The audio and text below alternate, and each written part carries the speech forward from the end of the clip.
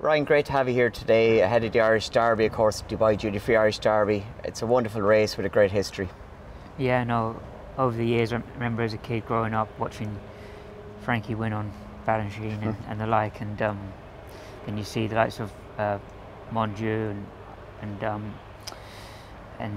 then obviously Galileo came along not long after him, and been plenty of champions that have won this race and gone on to greater things.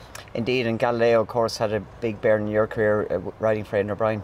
Yeah, obviously he's been the best stallion of the last decade and a half, isn't he? And I've been very lucky to ride many of his sons and daughters. Indeed, and Ryan, the Curragh, it's obviously a natural track. It's got a great history. It's a couple of hundred years old.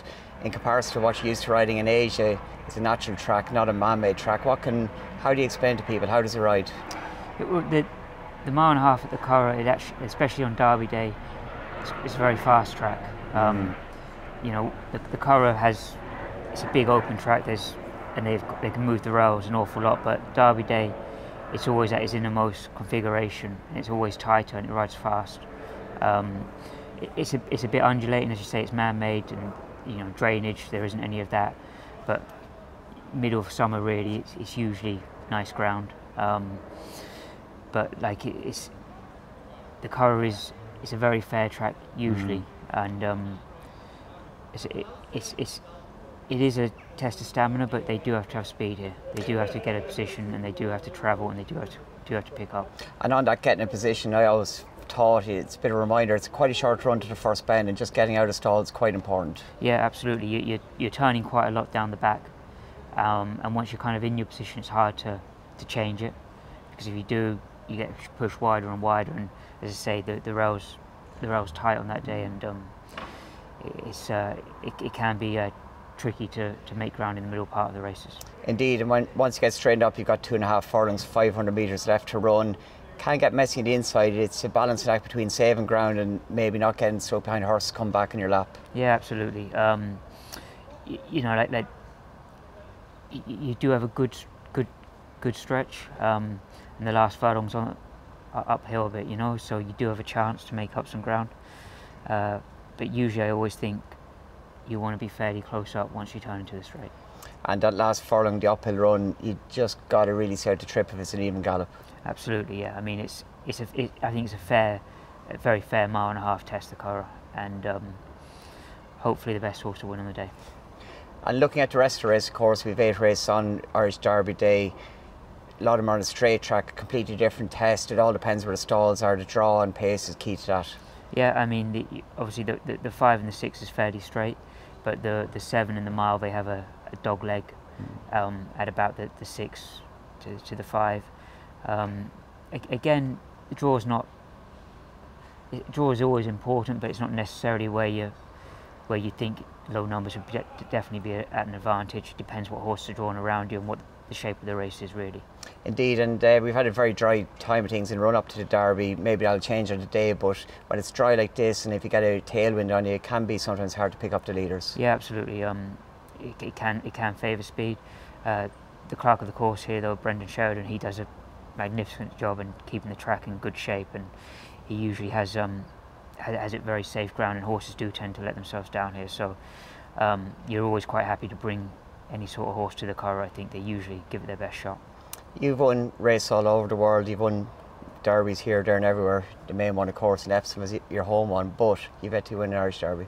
Yeah, no, it's been frustrating. We've been close a couple of times, and sometimes things haven't gone right for us, but we'll try again this year, and please God it will happen at some point. And of course at Epsom, Augusta Rodan, he was fantastic, the drying ground, recovering from that run to Guineas.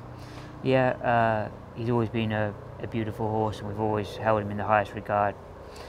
At Epsom he was always confident the whole way around.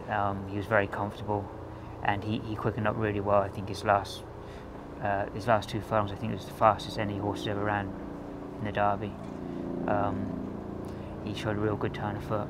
And when the eventual second kicked, were you ever worried, or were you always just biding your time? You felt you had him covered? Yeah, I mean, look, it was the most fun I ever had in the Derby, because he felt in control the whole race, and yeah, the second found plenty when he asked him to go, but Auguste Rodin, he had the answers. He did indeed. And as an individual, I was looking after riding Japan. He's a son of Deep Impact. He's fantastic bred. He looked really well in the ring, but he is a typical looker of a sire, if you like. Yeah, he's be a similar shape and size to his father. I think he likes being ridden the same way as Deep Impact did. We've seen what he's done as a stallion. He's been phenomenal, and we like to think this horse has inherited a lot of the best points, and he's obviously out of a very good Galileo mare that won Group 1s at 2, 3 and 4, so he ticks a lot of boxes. He's a beautifully balanced horse, beautiful mover, and he's got a very good attitude. He wants to do it. So the silenced grandfather, of course, he was compared to him in lead up to the race, at least. Yeah. No, look, he's very similar markings to his grandsire, and he was obviously a Kentucky Derby and Preakness winner, and that's where some of the speed comes from. And on O'Brien, he's 30 years since he trained his first winner, his 9th Derby. What does he like to deal with? Your relationship is, it's grown over the years. It's been tremendously successful. Yeah, look, I've been very fortunate to ride for Aidan and Cornwall for I think since 08 or 09. I first had my first rides for them. So yeah, no, we've I've always learnt so much riding for them, and Aidan's always looked after me super, and very fortunate to be riding for the people that I do ride for. Indeed, and the belief he instilled in the horse to you pre-Epps and Augusta and after that blip in the Guineas. Yeah, well, look, when you go out riding for Aidan, you always think you're going to win, because the horse has been prepared and the pedigree's there, and but every race you ride for him, the horse is there to win, and we expect it to win. So you have to go out there with the mentality, thinking that it will win, and we're lucky that obviously it can't happen all the time, but we're lucky that we can go out there with confidence and expecting a big run.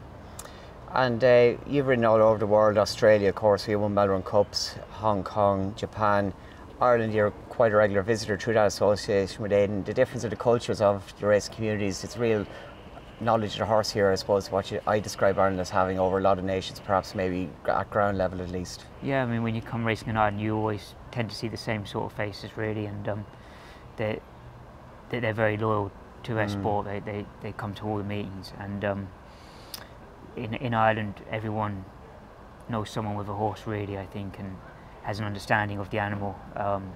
That it's closer to their way of life, I suppose. People have been brought up around horses, so they understand them very well. And look, riding in Ireland, it's probably nearly the home of horse racing, really. Being closest to the culture. One of the biggest innovations in world racing has been the World Pool. It's been a huge success in the UK. We've had an Irish Champions Weekend at Leopardstown. First time it's been at the curve for Dubai Duty Free Irish Derby Day. Yeah, I think it's been very helpful to British racing over the last few years. Obviously, and it's putting racing out there on the global stage, really, isn't it? And it's great that people from around the world can bet into these pools, and it's great that Ireland's getting another day now, and hopefully when people become more familiar with it and kind of like have a bit of understanding of the product, hopefully we can grow it and it can continue to improve.